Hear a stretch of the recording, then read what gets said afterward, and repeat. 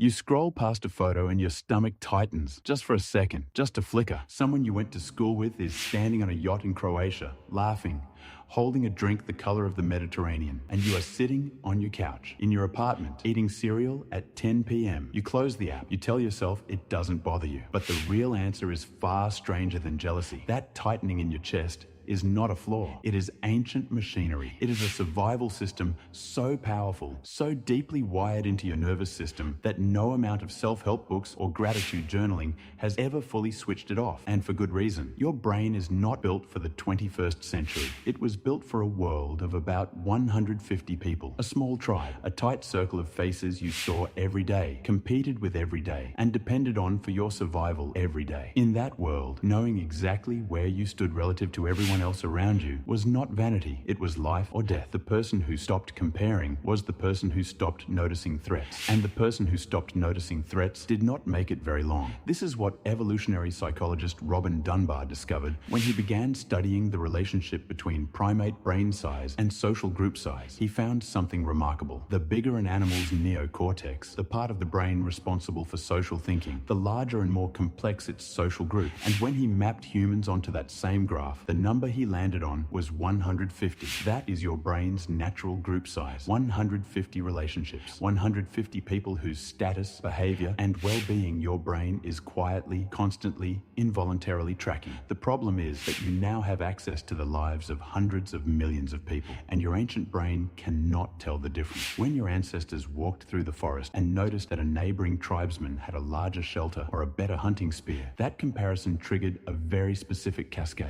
a small jolt of stress, a spike of competitive attention, a recalibration of their own place in the hierarchy. This was not suffering. This was information. It told them, adjust, work harder, shift strategy, because falling too far behind in the social hierarchy was genuinely dangerous. It meant less food, less protection, less access to mate, less chance of survival. Your social rank mattered, and your brain evolved to monitor it the way your lungs evolved to monitor oxygen. That system is still in you, every cell of it. Leon Festinger named it in 1954, social comparison theory. The idea that humans have a fundamental drive to evaluate their own opinions and abilities, and that we almost always do this by measuring ourselves against other people, not against some abstract ideal, not against who we were yesterday, against someone specific, someone nearby, someone we can see. Festinger noticed something important. You do not compare yourself to just anyone. You compare yourself to people who are similar to you or slightly above you. You do not look at a professional Olympic sprinter and feel crushed that you cannot run as fast, but you do look at the person in your office who got promoted 6 months after you